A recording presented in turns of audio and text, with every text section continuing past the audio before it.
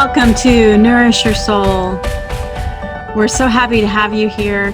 I have a special guest with us, and her name is Addie. She is a very gifted psychic. Many people seek her out. She's been gifted all her life. She's actually practicing psychic from Australia, so I want to welcome her right away. Welcome, Addie. Hello, Soul Family. Hey, great to have you here with us. Thank you for being such an awesome playmate and for gracing us with your amazing presence this amazing evening. I'm so happy to be here. I love you both so very, very much. Yeah, well, we love you too. Happy First Contact Day, everybody. It's First Contact Friday. So I'm so honored to have Ryoka with us. Tyler Ellison's going to be channeling Ryoka. Addie's going to talk to Ryoka for the first 10 minutes, and then we'll take questions in the audience, in your comments. So you can ask those, and I'll pick them and ask them of Ryoka. And then we'll also, after Ryoka channels, then we'll open the floor for Addie for her psychic abilities, for any people in the comments if you have any questions for Addie. Mm-hmm. Excellent. Perfect. Well, do we have anything we need to begin with, or should we just dive right into the channeling portion? I know, Addie, you had maybe Michelle, do you have any questions for her or anything of that nature? Addie, would you like to just tell a little bit about yourself to our fans, please? Yeah, sure. So I'm a psychic medium, and basically that means I can connect to people who have passed, who have crossed over. I can connect to guides, my guides. I have been doing this I've been out of the psychic closet for about a year and a half, but I have been doing this my whole life. And it is something that is my passion. I'm absolutely passionate about showing people that you can actually, that those who have crossed over have actually not really gone anywhere, and that they're actually still with you. And through my connection, I like to be able to show you evidence that they are still aware and still around, and that they love you and support you so very, very much. It is one of my favorite things to do is, however, research and do more understandings about what sort of things are out in the world and what sort of things are out in our universe. And one of those things is, of course, higher dimensional beings such as extraterrestrials. And so I'm so very, very excited, Tyler, when I have a little chat with the extraterrestrial being that you connect to, which is your guide, Ryoka. Yeah. So I'm really looking forward to that. Oh, so exciting. And I'm so honored to be able to share my skill with you and to give you time to interact with Ryoka. I know that you two are already well acquainted with one another, so this is a really fun reunion. So I'm happy to be able to facilitate this excellent, reunion between you and him. And thank you so much for being on the show with us. When did you know? When did you first find out that you had these gifts? Was it something you recognized at a young age? Did something happen that kind of tuned you in? So I was about 8 years old, and I remember simply knowing that there were what my childish mind sort of came up with, and just knowing that there were lots of people watching me. And I just sort of felt like I had a continual audience of people watching.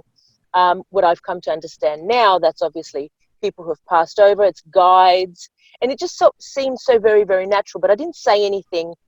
And the thing that made me really know that I could do something was what was happening when I got into my teen years. People would turn up to my house to visit, and I would be able to sense a past loved one. And it was sort of, it wasn't as if I could see them, but it was sort of like an outline of, say, somebody's grandmother who was just next to them, and just letting me know, I know, you can see me. I know, I'm here. And just so eventually I just started to sort of think, okay, well, if I can see them, maybe I can talk to them. And it just sort of went from there.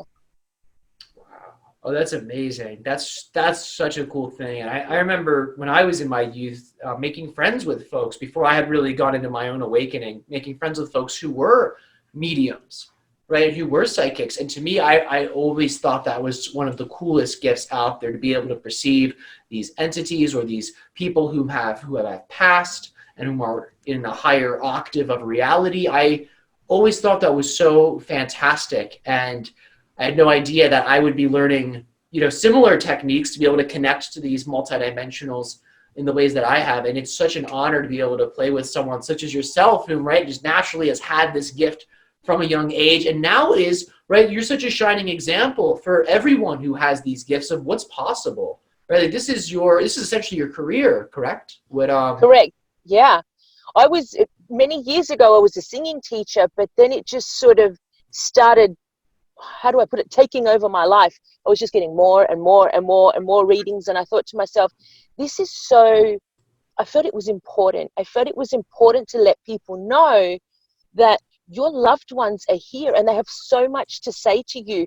And I also want, one of the biggest things I want everybody to know is that you too can connect to them. They're not just available to someone special, they're available to you too. So part of what I like to teach is how everybody can connect to their loved ones and their guides. They're all available. They are a thought away. Mm-hmm. Wow.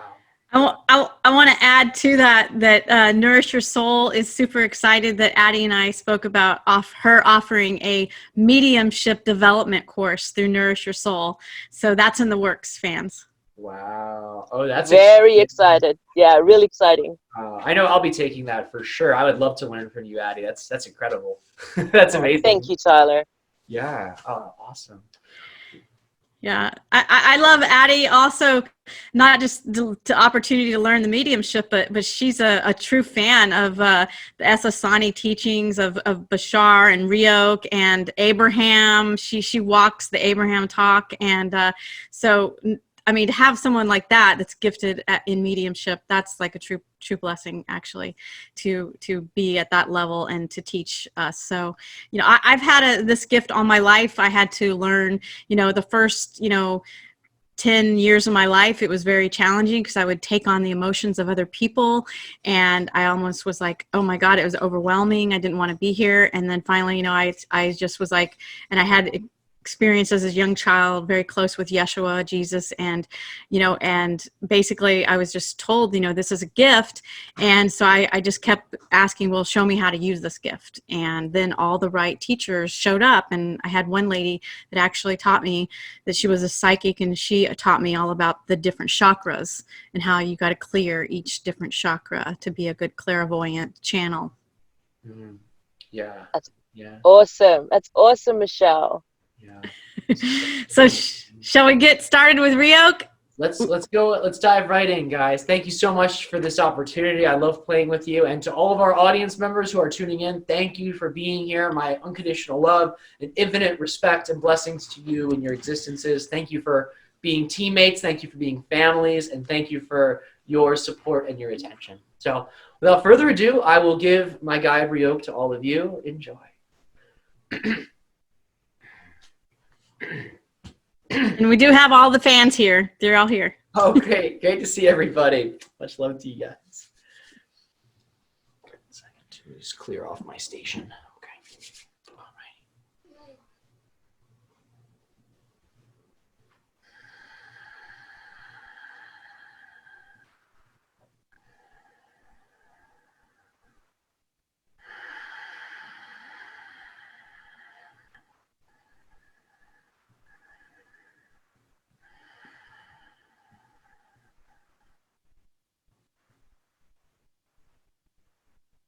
All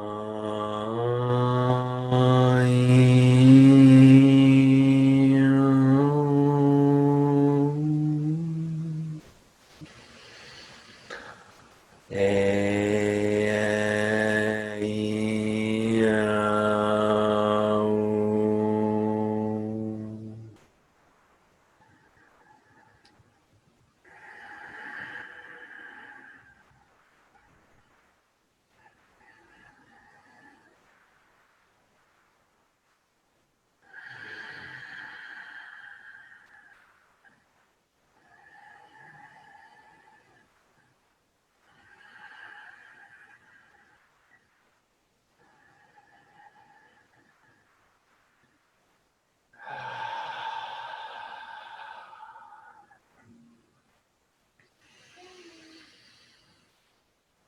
Sasani.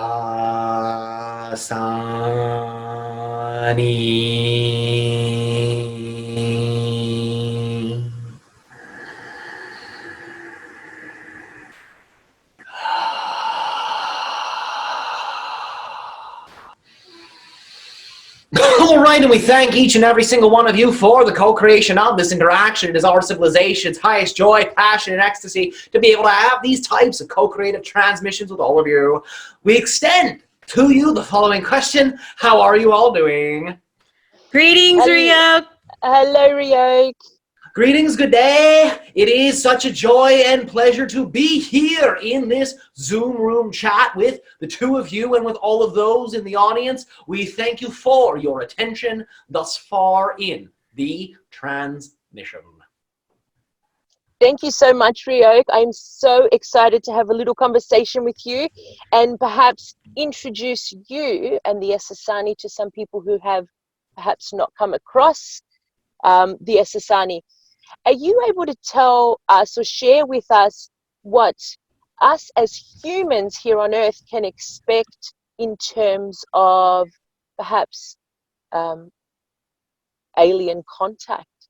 Straight well, up. in general, we would say expect the unexpected. For understand, an expectation actually pigeonholes the portal of possibility, and it narrows that which you're actually allowing in. So we would advise you in terms of not just extraterrestrials, but all of your experience to expect the unexpected, to expect the mystery, thus allowing for the portal of possibility to remain open so that way you can experience all of the different levels of extraterrestrial and multidimensional contact that are technically happening all of the time, but many of you simply are unaware of because your attention is focused elsewhere. And the idea is the more open and allowing you can be of the unexpected, of the unknown, the more of those messages you will be able to receive. And as you receive the messages, as you integrate the messages and apply them in whatever way, shape, and form is most exciting to you, you then essentially climb the ladder of frequency, so to say, to the parallel reality version of Earth where open extraterrestrial contact has already occurred. Why, can you comment, if please, would we as humans not be aware of the fact that there are extraterrestrials? Many of us are not aware, or if we are aware, we kind of just don't believe it. Why is that going on?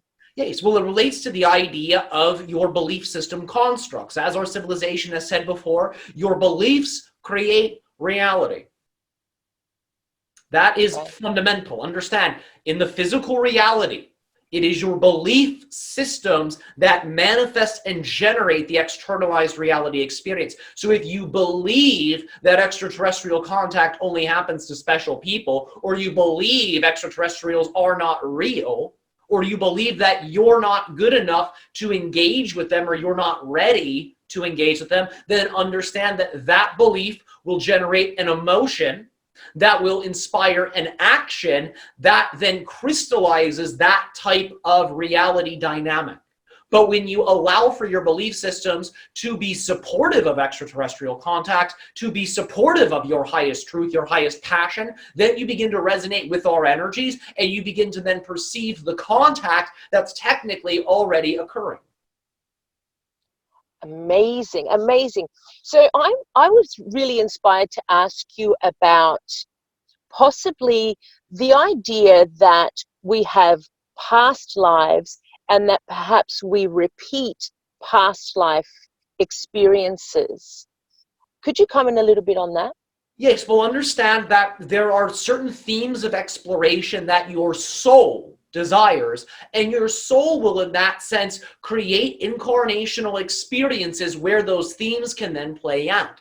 And the idea is that, let's say in lifetime A, there was a specific theme of exploration your soul desired, but maybe in lifetime A, that incarnational self didn't quite explore that theme that represented the soul's highest desire. The soul will then in terms of a linear understanding, we remind you this is all happening simultaneously. There's technically no real past and future. It's all now. But understand from the linear perspective, the soul will observe lifetime A and say, that was very good, and that was perfect, and that was divine, and that was special, and I learned a lot. However, it doesn't quite represent the full embodiment of that theme in the way that I prefer. And the soul will then have other incarnations, incarnation B, C, or D, for the example's sake, where that theme can then play out once more. And understand that it's not that an individual is bound by karma and is chained to repeat their actions in some sort of way from an external force forcing that upon you. The idea is these themes are repeated from one lifetime to the next because of a decision your soul is making, an aspect of yourself, so that way you can integrate and learn the lesson. Because understand, your soul is essentially in a master class educational system. You're all in a soul university, so to say, where your soul is growing and learning and expanding, and as it integrates and has the incarnational experiences that represent the integration of the themes, the learning of lessons, the remembrance of the true nature across all of the different incarnations, the soul itself then uses that experiential data to upgrade and grow itself, thus allowing for it as a being to create in more expansive and playful ways in the higher dimensional experiences of creation. Wow. Okay, that really cleared that up for me completely. Could you explain, and this is a very broad question, but I think a lot of people think it a lot.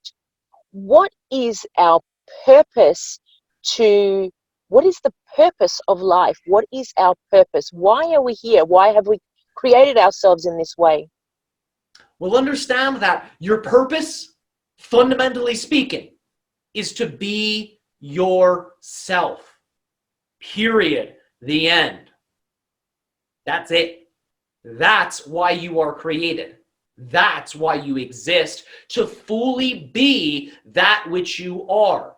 When you fully embody the infinite nature that is your true self, when you live that out, when you apply that in all of your interactions, when you are with yourself, when you are with others, which is still with yourself, because all things in the reality are technically you, because the reality is made of you, you are the reality.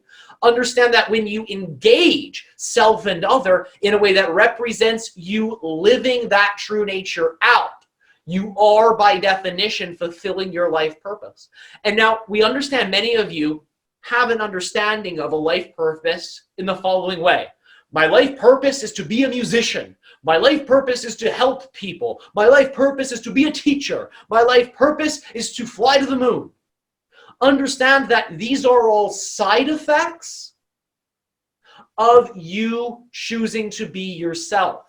Because understand, if you're not fully yourself, then those paths of passion that are very relevant to who you are become less accessible. If you are not fully being yourself, the paths of passion become vague. But when you choose to fully embody yourself, when you choose to fully love yourself, you then become aware of all of the portals of possibility, all of the portals of self-expression that represent the idea of your passions, of your joy.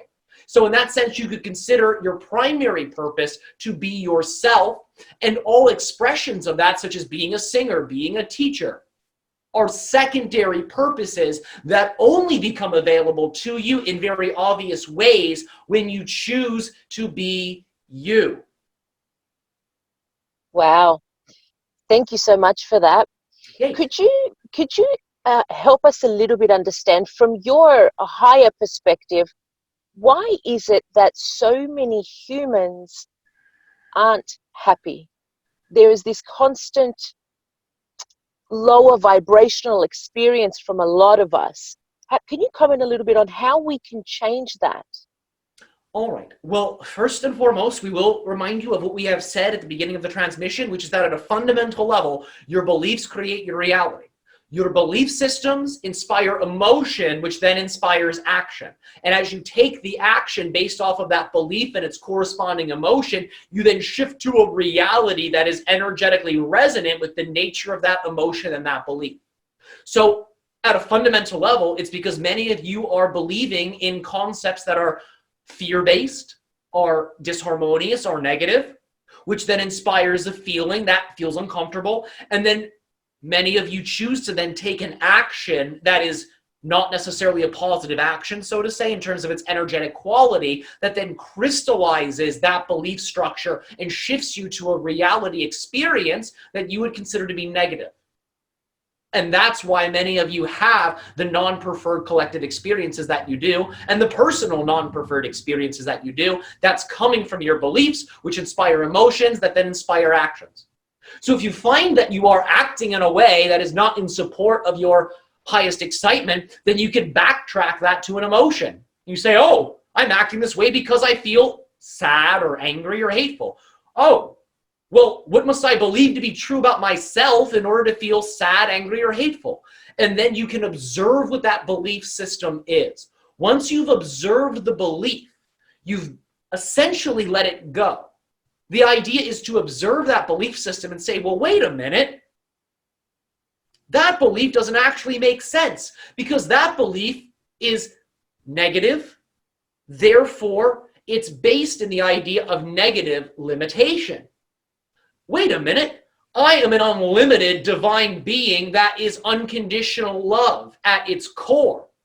Therefore, that negative belief system can't possibly be true. It actually has nothing to do with me. It's just an opinion. And once you've recognized that, you've let it go and you have disentangled, so to say, from the negative parallel reality experience.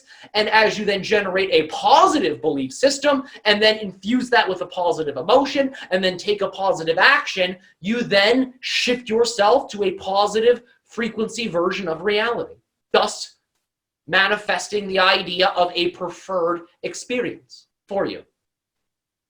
Wow, thank you so much. I believe that would be so helpful to a lot of people. Thank you, Ryoka. Yes, you are quite welcome.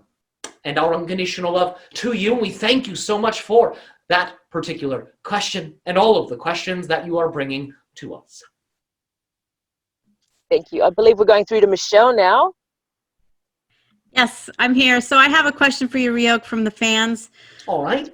Rose Angela says, I have a question about spirits, oversoul, higher self, and what part remains of our personality in the spiritual realm. When do we actually leave spirit realm? You never leave spirit. You're still in spirit. This physical reality dream is a dream in the spirit realm. So you've never left. In terms of the idea of a linear progression of your consciousness, you are source that then projects itself into an oversoul, that then projects itself into infinite variations of souls, that then expands from the soul level to the idea of infinite expressions of incarnations. This is all happening in the realm of spirit. You are all being dreamt in the heart mind of God. You've never left. Beautiful. Very nice. Nice explanation. So Eilena says, she has a really good question. She says, the DNA seems to be key in contact with other dimensions, among other things. What exactly is the full role of DNA? It represents the idea of a physicalized anchor for your spiritual consciousness to essentially permeate the idea of the physical reality template. So the idea is that your DNA is encoded information that draws energies from what you consider to be realities of the past and realities of the future, as well as realities of spirit. So understand that the higher dimensional energies are beaming into the physical reality template through the DNA. And the idea is ancestor and descendant energies are also beaming into the physical reality template through the DNA. Your template level of physical reality has a strong connection to the genetic structure that you experience within each of your cells. So understand that this light-based information that travels, so to say, even though it's all here and now, we'll use the term traveling, travels to your body, and then it essentially filters itself through the idea of your energetic template level of physical reality. And these energies then are filtered through your belief system constructs, and it is those constructs that then essentially use this data, use this light that's teleported in through the DNA to then create the externalized experience of physical reality. So it's an anchor and it's a beacon for extra dimensional energies from ancestors, ascendants, and the higher dimensions to enter into your physical reality experience, so you can use those energies to create reality. Nice. So Ryoka, we're at 7:33 right now. Do you have time for one more question from the audience, or? One moment. At this time, we would encourage that the group moves into its next activity, so that way the time parameters are honored. Awesome. Thank you. We love you. Unconditional love to you. Our unconditional love to you all as well, and we thank you so much for the co-creation of this interaction. It is our highest joy, passion, and ecstasy to be able to have these types of conversations and to deliver these transmissions to you and your civilizations on your many parallel reality frequency versions of Earth. Good day, and our unconditional love to you always.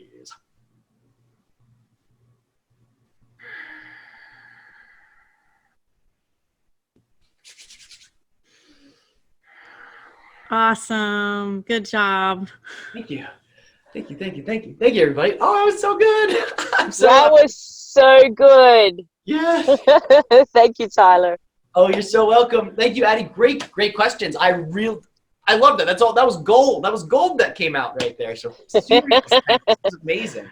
So I loved it, Tyler. It was just epic. And the dynamic questions between Addie and Tyler and Ryoka. It was just really golden. I just look forward to listening to the replay, honestly. But I know too at this time, if I recall correctly, Tyler has an appointment he has to get to. So if he needs to, it's okay. My I said in our class, my schedule got reworked. I wasn't super specific about that. It got super reworked, so I can remain present. Okay, awesome. Thanks. Yep, So awesome. So Addie, I kind of, I thought that question that I asked Ryoka would actually be a good one for you too. So I kind of was wanting to hear your response. So I'm going to read it again. Rose Angela had said, I have a question about spirits, oversoul, higher self. What part remains of our personality in the spiritual realm? When do we actually leave the spirit realm? I thought I would love your perspective on that. Okay, well, that's actually a really, really good question. So from my perspective, and understand this is not an extraterrestrial, higher dimensional being perspective, from a human perspective, well, my understanding and from my experience, we're actually, while we're awake, we're actually asleep. And while we're asleep, we're actually back in spirit. So we essentially, especially when we go to sleep, understand that your soul goes back to the non-physical. In other words, if you have a past loved one that you want to interact with, understand that you are actually interacting with them every single night, if that is something of benefit to your soul. And one of the things that I like to discuss is trying to remember some of those interactions that you have in the non-physical, in your sleep state, by trying to download some of that experience. If your soul deems it important, you can actually download some of those experiences that you've had during that non-physical sleep state by waking up and not moving for the first 2 minutes of your awake state. If you remain completely still, most of us wake up and we look at our phone, we roll over, we do something, and it doesn't give our brain the opportunity to download the communication or the experiences we've had during our sleep state. So understand that our spirit is actually having an experience. It's not really real. It is a projection. It is a projection of your consciousness. So we never actually really leave spirit. Does that answer that question? Oh, you're muted. You're on mute. Yes. The audio is better when I mute myself when the guests are speaking. So thanks for catching that. Yeah, I was going to say totally resonate with how you language that. Very, very good with what my own inner knowing is, and also the Way of Mastery teachings, which is that we are literally in heaven now with God, with Source, and we're dreaming this whole experience, this entire thing. It's just like when we die and cross over, it's just as simple as waking up, when we wake up in the morning, actually, because it's literally, there's just no transition really. It's just sort of opening your eyes, and we can literally become awake and aware of heaven's presence now and live in that state. And that's being in the world, but not of it. When Yeshua talks about that, to live in the world, but not of it. So we're no longer in time, rather we're in the union of all that is and experiencing that with that awareness. Yeah, absolutely. That was really beautifully said, Michelle. Thank you. I just wanted to comment too, Addie, that piece you gave in your answer was huge. I don't know if the audience caught that, but I want to emphasize that the remaining still for the first 2 minutes of waking up, I'm going to immediately program my alarm to facilitate that, right? Like it goes off like once to wake me up, and then silence for 2 minutes. And then I like to lead myself through like an I am affirmation thing first thing when I wake up. But I'm gonna like just say like, good morning, Tyler, and then be like, now remain still. And then have like 2 minutes of no audio, and then go into the I am affirmations, because I feel that what you just shared is very leading edge information for really downloading that dream awareness. So amazing advice. Tyler, it really is so exceptionally effective. And I think you might be surprised, especially you, what sort of shenanigans you get up to in your sleep state that you're just not getting all the information of. It's going to be a fun exercise. Do you recommend just like meditating and breathing? Like do you recommend essentially just extreme openness during that time to allow that in? Or the best technique is open your eyes. You're still not fully back, right? You still, as soon as you open your eyes, there's this little transition period, this little crossover period of physical and non-physical. And it's when the mind starts to really completely comprehend, I'm coming back, I'm coming back into my physical body, where there's this little overlap that goes for about 2 minutes. And it's that opportunity for the conscious mind to download from the higher mind. Okay. Yeah, I was going to add to that when we're in bed and we are going to sleep at night, we can actually, this is something that works phenomenal. As you're starting to fall asleep, you have the intention that I choose to recall and remember with great clarity all my contact experiences. That I choose to remember and recall all my contact experiences. So you're programming yourself that you will remember in the lucid dream state, once you go to sleep, all of those experiences that you have on that template level reality, or interactions, contact experiences with any of your loved ones, ETs, or any of your guides that are here with you, walking with you. Because the way I see it is we all, and from my learning, what I've learned from Athena Academy, where I was trained in soul retrieval work, she stated that we can do that to recall, but also we choose our parents and we choose a life trajectory path, like so much that we want to accomplish, and we have guides that help us to stay on course with those things. But that's always up for, because we have free will, and once we're here in the physical, then we can rewrite the script, is also what can happen. Anything you want to elaborate with that, Addie? So I believe there are certain ideas that we wish to explore, and that's part of what our soul purpose is. There's certain things that we want to explore in physicality. And you can't really escape that, and nor do you actually really want to, because your soul really, really wants to do the things that it planned on doing and seeing and experiencing. You have the free will, I guess, to enjoy it, or you have the free will to really just drag yourself from, birth to death and have a terrible time.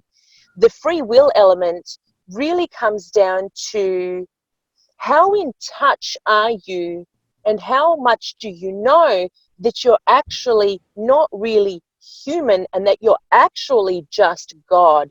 And having that understanding and exploring that understanding and really knowing yourself. Who are you? What are your triggers? What are the things that are not helpful? And then be willing to explore and see if you can remove those negative beliefs, something which Ryoka was talking about in just such a powerful, powerful way.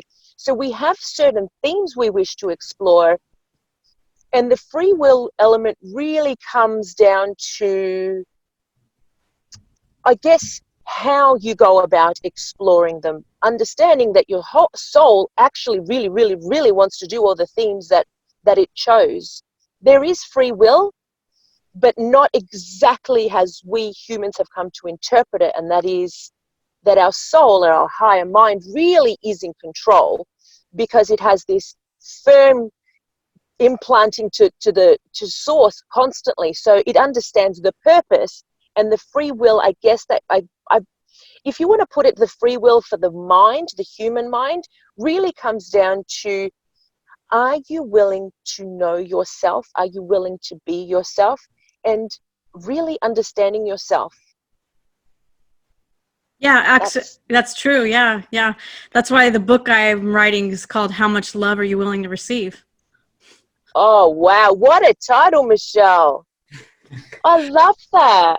Yeah, well, it's not mine. Yeshua told me that's what you're to title the book. So I'm just the messenger. I've got goosebumps. That's good. It's one of my favorite questions. And I remember too, when I was really coming into my own process of self-understanding and awakening, and when I really was being prompted by my own higher self to take the next steps, I recognized the limitation I was creating for myself only existed because I was denying myself higher love that was more unlimited. So because I denied myself the higher love, I settled for a limitation that was trying to fill that void. And at a certain point, I was like, the only reason that I am filling a void right now is because I'm not allowing higher love into my heart. And Michelle, that question that Yeshua gave you as the book title was one of the most powerful realizations I think I ever had in my journey. And it took me probably like 6 to 8 months to really take that understanding and make that real and to live that. But I remember the day. I remember the day when that happened. And it's very special. So shout out to Yeshua. Thank you, Cosmic Christ Consciousness, for being with us. Thank you so much. Yeah, the invitation to all of us actually is to unconditionally love ourselves the way that Source loves us. And to do that, it's an act of surrender. It's being able to be vulnerable and to go into the void of the unknown and to strip away the psychological self, the personality self, and to know that you're an aspect, the one drop in the ocean of creation itself as love itself. And the greatest act that anyone can do is to be a messenger of love and to choose that holy invitation to allow themselves to be the messenger in thought, word, and deed, and your life really becomes amazing miracles that you can witness and behold that is happening through you. That's what it means to be of service and to be and walk as one with Yeshua. Michelle, do you know, I've watched Nourish Your Soul TV a lot a lot. And I've noticed that whenever you come on here, I don't know if you've noticed this, Tyler, too, you get into this channeling state because your voice does this thing. It sort of starts to become a little monotone. And that, I don't know if you really recognize it, but that was channeled. Yeah. Yeah. Yeah, I think so. Yeah, the Holy Spirit comes in every now and then. Holy Spirit makes a cameo through Michelle, right? That's amazing, dude. I love it. I love it. Do we so questions, should we Michelle, would you like to take maybe some are there any questions in the chat for Addie? Anything? Yeah, there's one that I screenshotted, but before we get to that one, there's another one here. Louise says, who are we communicating to in mediumship? Are our guides part of ourself? Are we speaking to ancestors or other entities? And before we get to that question, I just want to, because I don't want to forget, there's a movie that Daryl Anka put out called Dearly Departed, and he actually does a beautiful job of what happens when we die. And the movie is shot from the aspect of speaking to the dead and what they what is revealed to them after having crossed over. And it talks and explains our guides and their roles in our life in the physical. And for me, that film was just affirming what I already knew. So anyway, back to this question for Addie. Who are we communicating to in mediumship? Are our guides part of ourself? Are we speaking to ancestors or other entities? That's actually an extremely good question. The very simple answer is all is one thing. So essentially, we are talking to ourselves. Essentially, everything you see is yourself. Even those in non-physical are yourself. However, to answer it a little bit differently, everything is a frequency. Each being has its own very specific, unique frequency. And the way it kind of works in mediumship is it really is a blend of energies, right? You're not necessarily getting information from one source. It is a blend of energies. However, sometimes people like to hear it from their grandmother, or people like to hear it from a particular loved one. So I can become aware that it is this particular person telling you this information, when it's sort of the reason why you get to hear that it's actually grandma saying this is because it has more validity for you if it comes from grandma, when in essence it really is just you that you're speaking to. And one of the things that if you have these abilities, these psychic connections, you will know that the voice that you hear in your head isn't someone else's voice. It is always your voice, because there is only one thing, and that is source experiencing itself in so many, very many different ways. Yeah, you remind me of Stargate Atlantis. I don't know if you've seen Stargate Atlantis or not, but the chief scientist officer, they were in the jumper that they had taken out, and he was underwater, and there was a whale that was doing frequency sound sonar to sort of like keep him alive and cognitive, because he had hit his head, he had a concussion, and he was trying to figure out his way out of it. And so other people showed up in the jumper that were not actually there, that he was having a dialogue with, and the person said to him that I'm just a part of your consciousness. Even though it looked like a different person, she basically said, I'm keeping you alive, and I'm showing up to you as someone that you love, that he knew, that he recognized as a familiar voice, so that he can continue to stay alert and stay alive until the rescue team could literally come. And I love that clip because it totally like gives you a visual for what you just said. Absolutely. That is exactly what it's like. It's just like so source wants the message to come through to you, and they want to communicate. I guess God wants to communicate to you something, and it will find the path of least resistance, whatever that is for you. Yeah, and it goes back to the house of many mansions, and that reminds me of Seth, how Seth says that we're always just going to different places in our own consciousness, which goes back to frequency. So we're always, basically, for me, the way I see it is we're dropping the veil and letting go of fear, and always receiving more love, because we're having these dialogues constantly with ourselves of what we thought to be true is what we thought to be reality. And when we dialogue with people outside of ourselves, we're still having a conversation with ourselves about what we have decided is true or not true. And then the consciousness aspect of God will show up as that other person to literally answer you in ways to see how much love are we going to allow to ourselves to receive. And then we continually up the spiral and raising our frequency, becoming less lighter and more transparent. Yeah. Beautiful. Yeah. Really beautiful.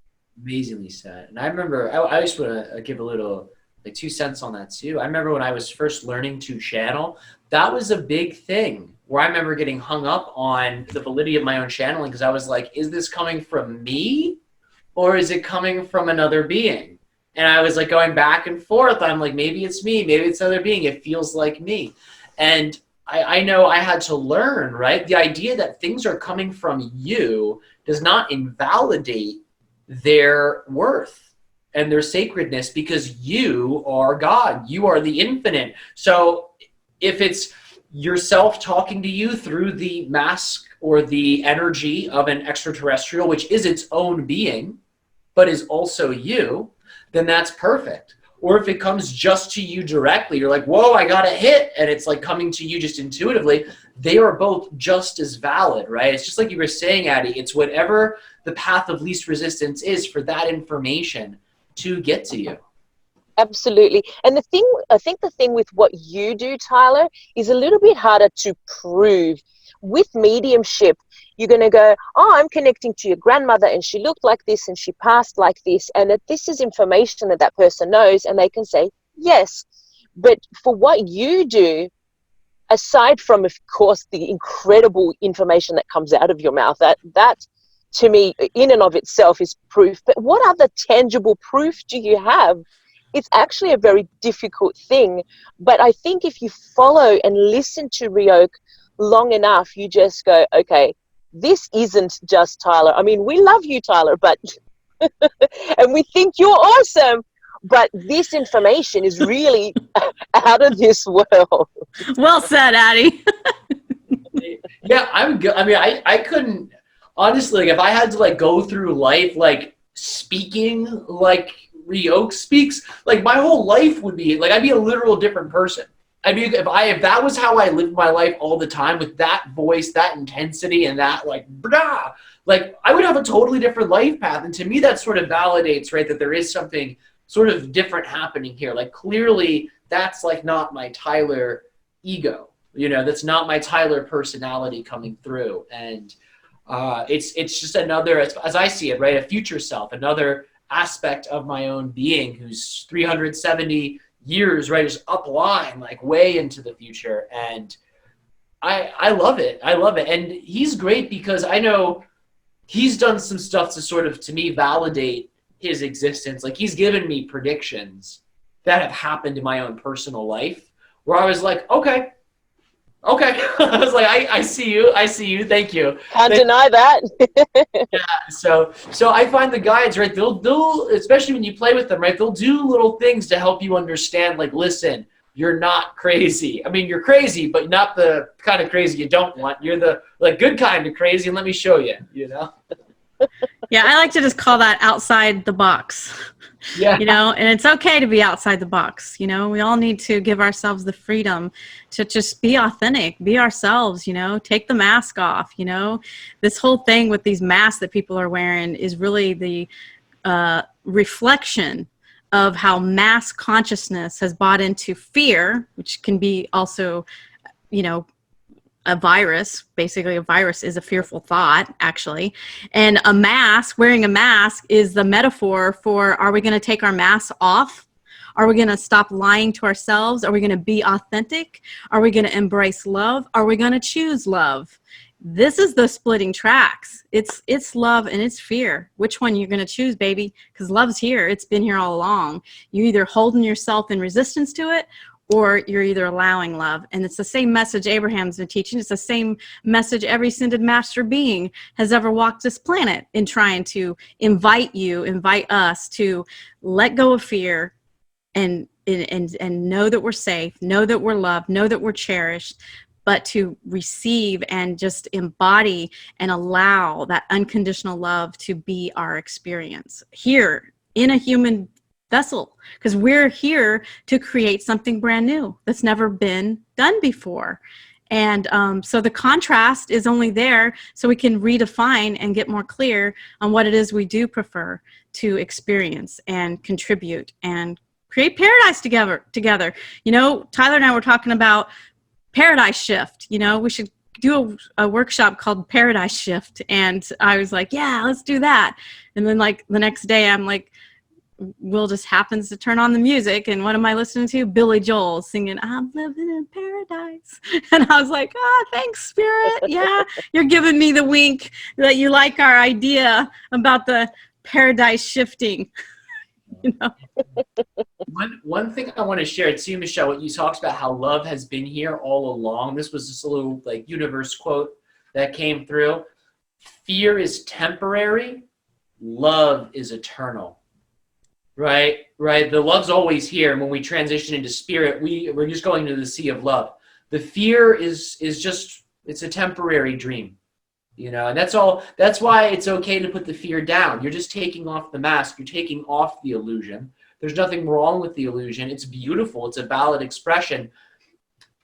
But the truth is just as valid and is, in my opinion, much more exciting, much more euphoric, much more preferable for us on an individual level and collective level. Yeah, thanks for saying that. It's important for all of it to be integrated and to know and recognize it's all valid, because it serves us in waking up to more parts of ourselves. Just like the Sasani says, all truths are true. A lot of people don't understand what that really means. And what it means is that each individual has a perspective that they are seeing from. They have filters that they are seeing reality from. So it's true for them through their eyes, from the way that they're seeing. So that's why it's all truths are true, because it's important to make it valid, that it's respect that other being in their ability to see that they're seeing through these particular circumstances, right? They may have lost a loved one. They may have lost their job. So if they're acting out, well, of course, look at what they're experiencing in their life. And so that's why we should never judge another person, because we're not in their shoes. And all we can do is choose to see the divine in them, see them interconnected, see them as whole, rather than seeing them as broken. And that's how we can be a space holder, is what I like to call it, of a frequency that is embodying the state of being of allowing and love, that then another person can choose to match that. Absolutely. Absolutely. Beautifully said, Michelle. Yeah. So Addie, do you have time for a question here that a person asked? Kind of long. Sure. When you say long, what are we talking? Let's hear the question. Go for it. Oh, she's from Sydney, Australia. You might know her. Penny is her name. She says, "Blessings, Addie and Michelle. If possible, I would love to know how my mom in spirit is working with the Galactic Council to bring light this earth, and who it is she is working with. I've seen her doing this in spirit. With many thanks and much gratitude, Penny from Sydney, Australia." Here's, you can see. I do see it. Hello, Penny from Sydney, Australia. I'll give you a little outline as to why, within the scopes of mediumship, I don't enjoy, I can do it. I like to work on validation.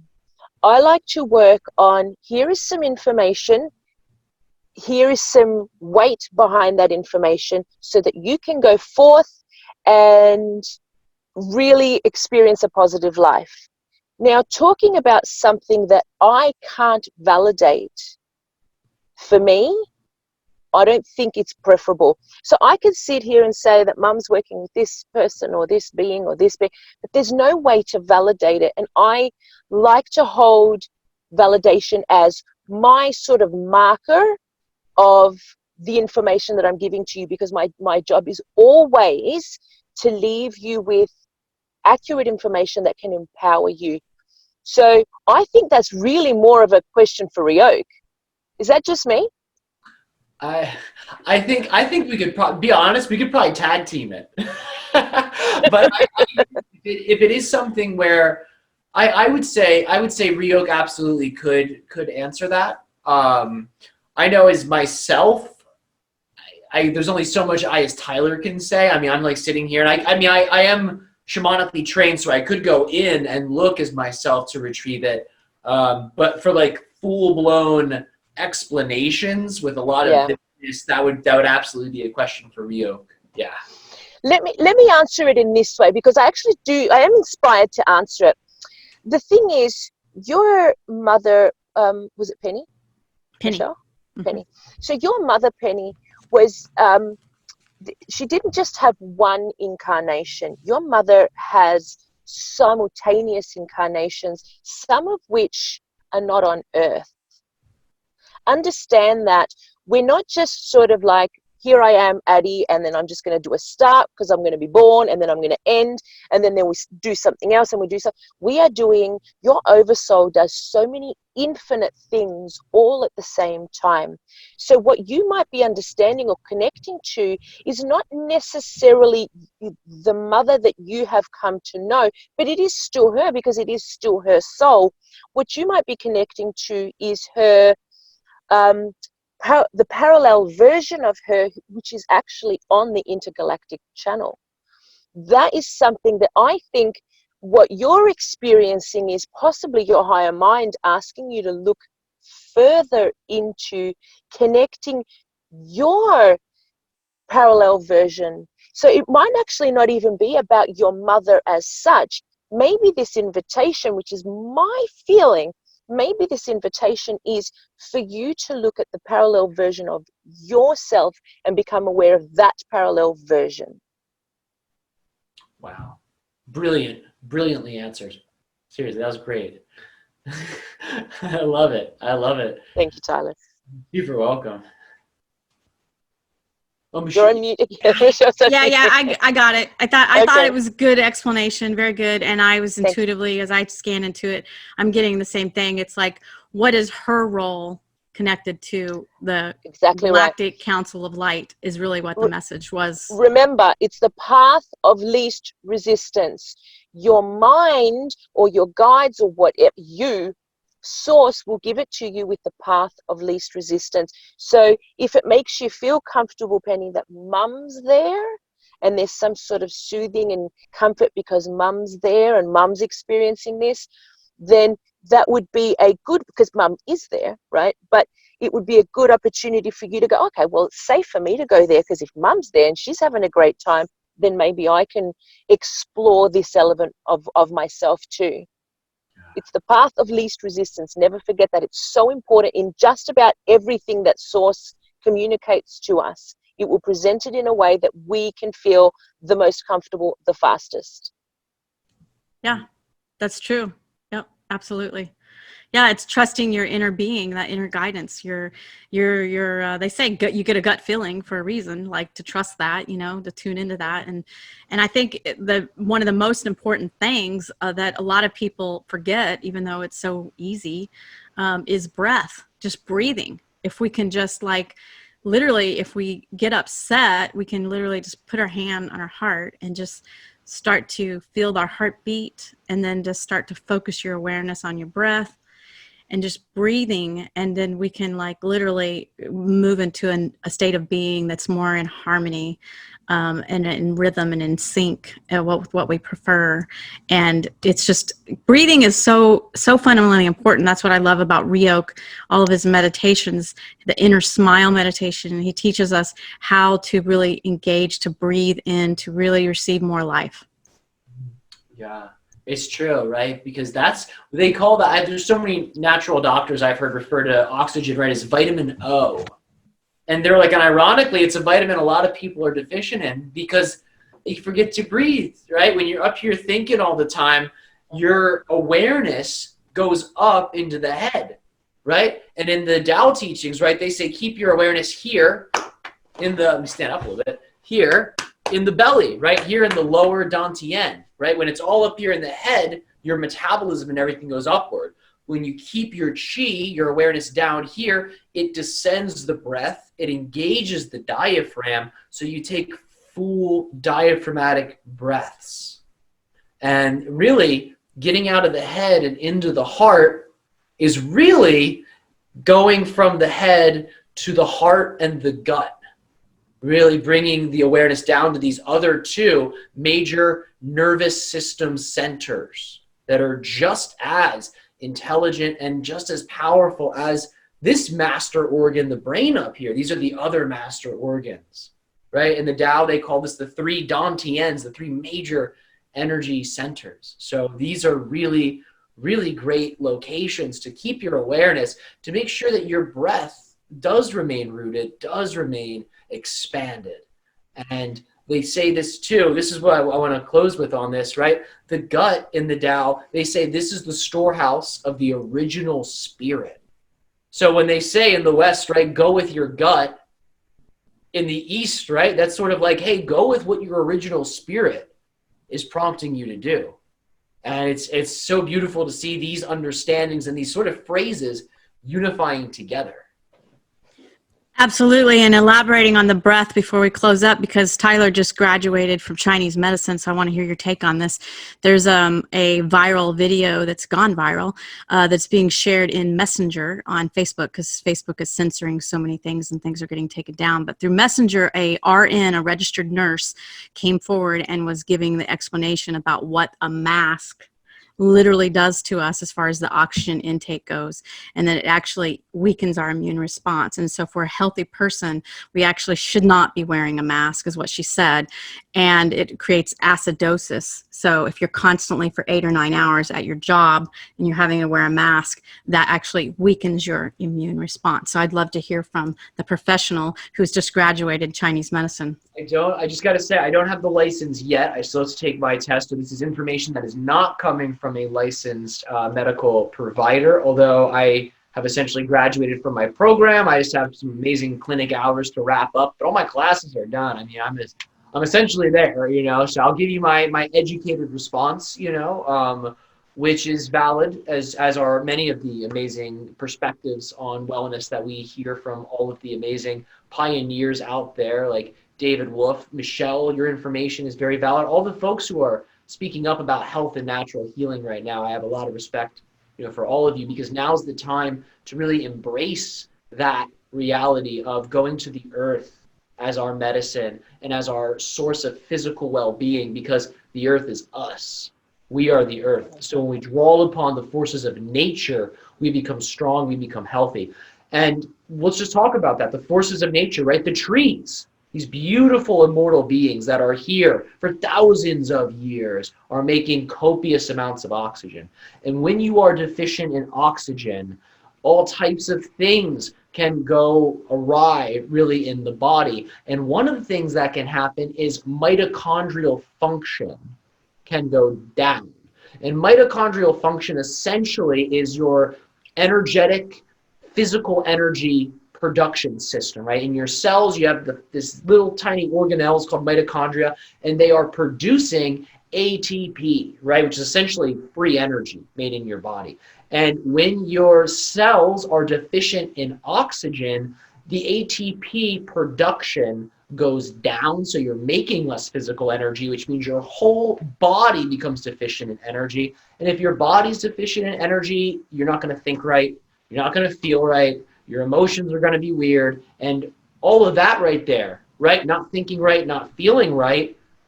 80% of disease, as you always say, Michelle, right, caused by emotions. Someone's not thinking right, someone's not feeling right. That right there is going to create emotional upheaval, which is going to impair the immune system, 100%.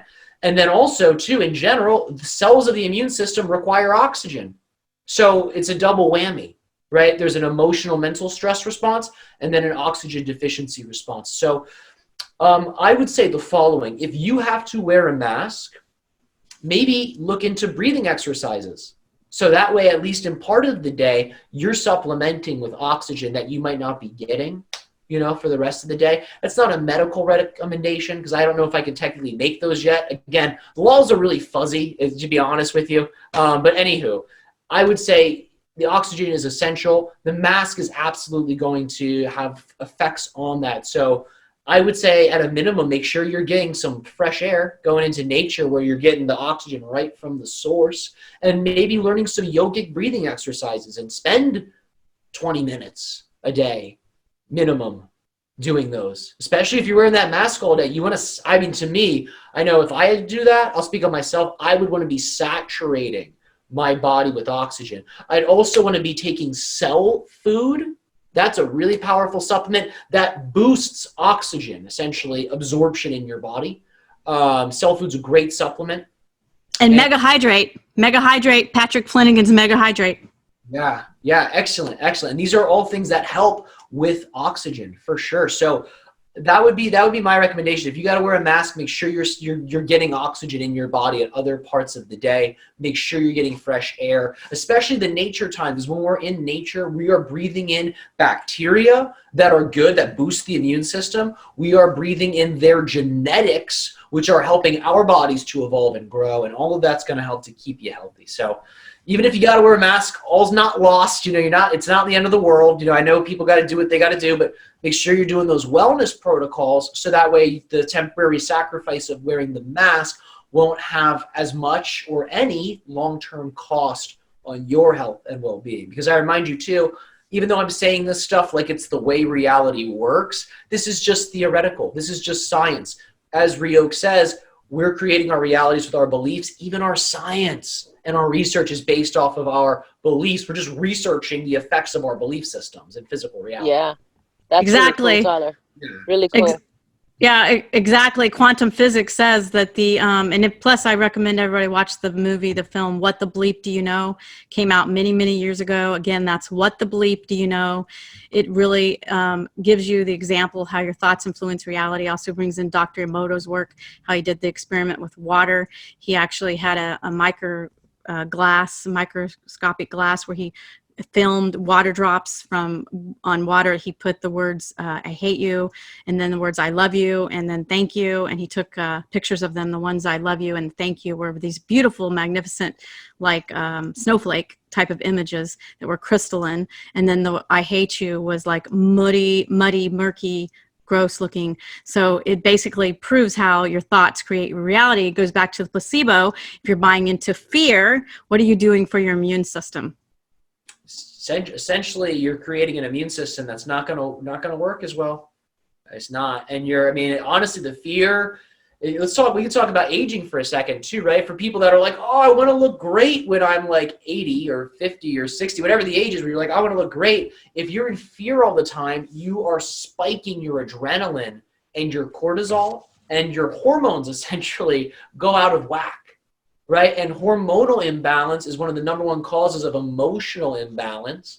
And the hormone insulin in particular, which helps the sugar get out of the bloodstream and into your cells so you can absorb it, right? When the insulin hormone gets messed up, which happens when you're in constant fear, that's when all types of things begin to go haywire. That's when you're setting yourself up for things like prediabetes, all that crap, excuse my language, all that stuff. And essentially here, that rapidly ages the body. So it's not just an immune system thing. The fear is a lifespan thing. In the Chinese medicine, we say the kidney organs here in the low back, they hold what's called the jing, the essence of your body. It's like your battery pack. And the negative, so to say, emotion of the kidney that affects it, that's sort of, you could say, pathological to the kidney, is fear. So even the Taoists, the ancient Taoists who developed this stuff, they knew that if you are in a constant state of fear, your lifespan goes down. They even knew this. So we're talking about aging here. If you want to live a long time, love is the #1 anti-aging drug. Love and community will keep you young for years. It will keep your body healthy. So I remind you, fear, think of fear as a drug.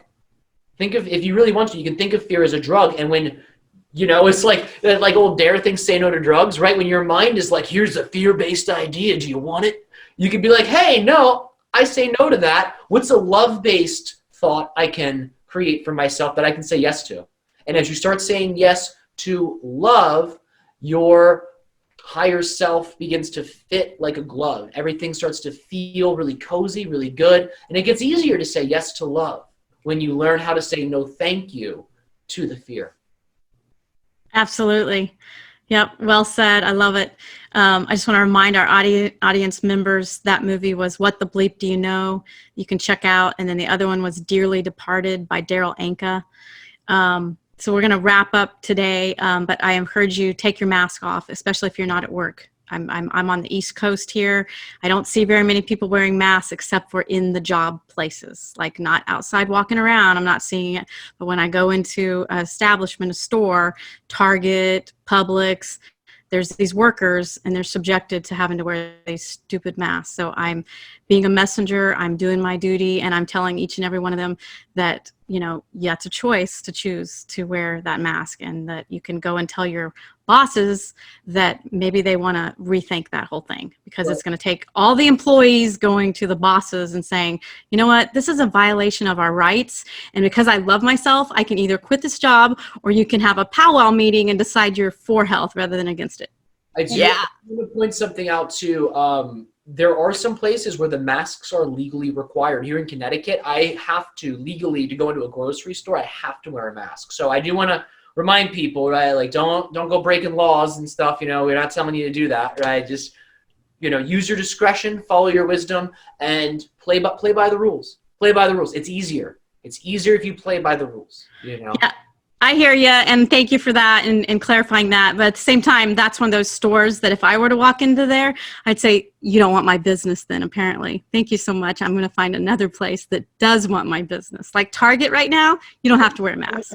Really? Amazing. Yeah, that's right. Maybe, because maybe it's not a grocery store. Maybe I could do that. There's different rules here. I know all grocery stores here, you got to do the masks right now. So I don't know what I would have. And I'd have to bike like 2 hours. I don't have a car. I have to bike 2 hours to get to a Target, you know? So, but anyway, I understand. I respect it too. It's silly. It's silly. Bashar says take actions in alignment with the world we prefer. So I'm going to shop the stores that have the freedom of expression, of showing my smile. Because what I'd love to see go viral is mask off, smiles on. Mask off, smiles on. I want to see that smile. You can change and transform a person's life just by smiling at them. Mm-hmm. I can't see your smile if you have a mask on. Mm-hmm. Well, great. Smile with your eyes if you got the mask on. Just like they say in the wire, smiling eyes and all that stuff.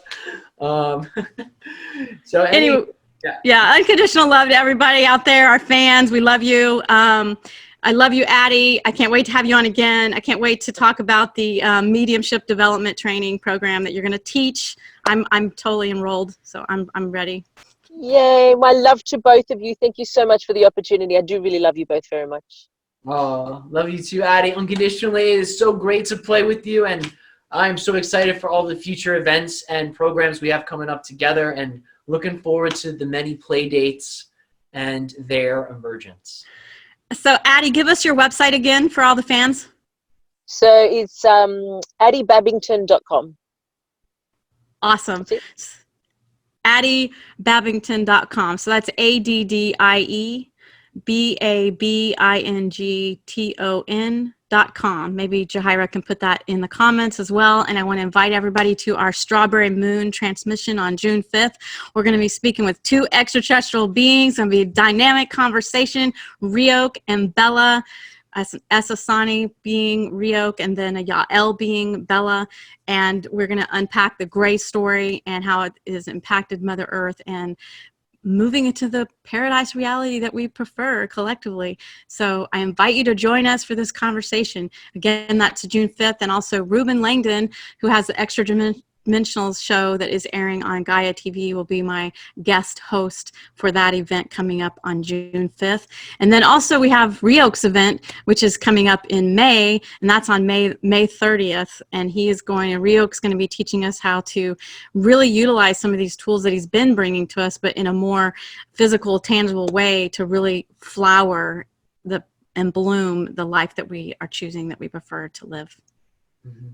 Yeah, I'll speak a little bit on that event. He's going to be teaching us how to go into the center of the earth and how to use the crystalline matrix that is in our Earth's infrastructure as essentially a manifestation satellite to crystallize the preferred reality. So it's going to be very juicy, and he'll be delivering some cutting edge information, likely on crystalline consciousness. So if you are a crystal collector, if you like playing with stones and you want to take that to the next level, I mean, I'm getting the stuff right now. There's a high probability there's going to be a lot of crystal talk in this transmission. So I encourage you, if you're a crystal enthusiast and you love the earth and you want to work with it to shift to the earth of your preference, show up for our May 30th event.